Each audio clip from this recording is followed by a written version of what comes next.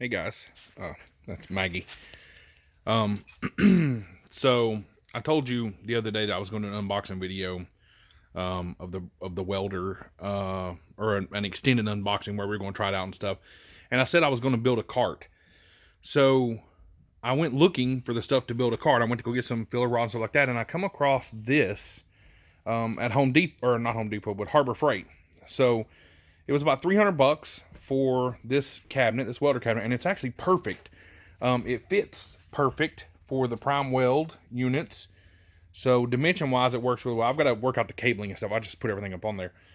But it's got a storage compartment in the bottom here for your welding hood. That comes upside by the way. Welding hood, gloves.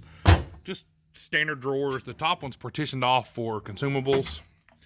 It's got a cabinet in here that I've got some stuff sitting in, but it's got some shelves that goes in there. But anyway, I wanted to show you guys this for $300, so you can't beat it. And look over my shop.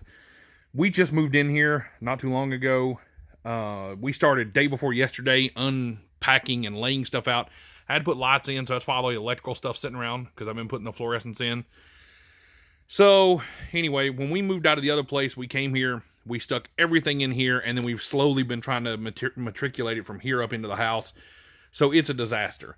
The house has a large finished basement. There's bedrooms and a kitchen and stuff down here as well. So it's a mess. But anyway, this is going to be race car shop.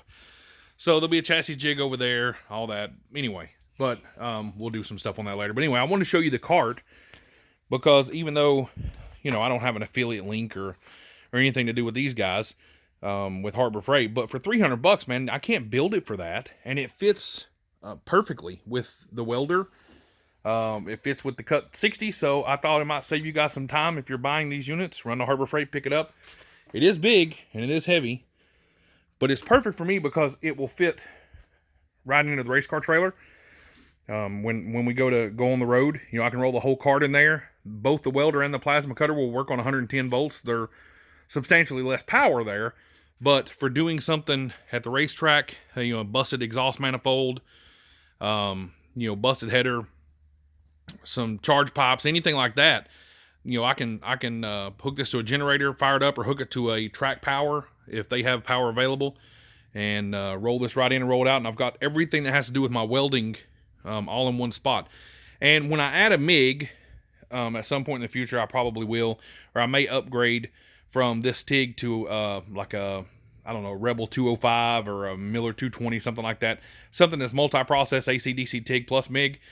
Then I can carry both shielding bottles. So anyway, just wanted to add that. I'm going to put, you'll see this when I do some of the other video stuff I'm going to do with the, when I fire these up in a moment. Well, it'll probably be tomorrow, because we're going to clean this up, and hopefully next time you see this, all this will be cleaned up and nice and neat.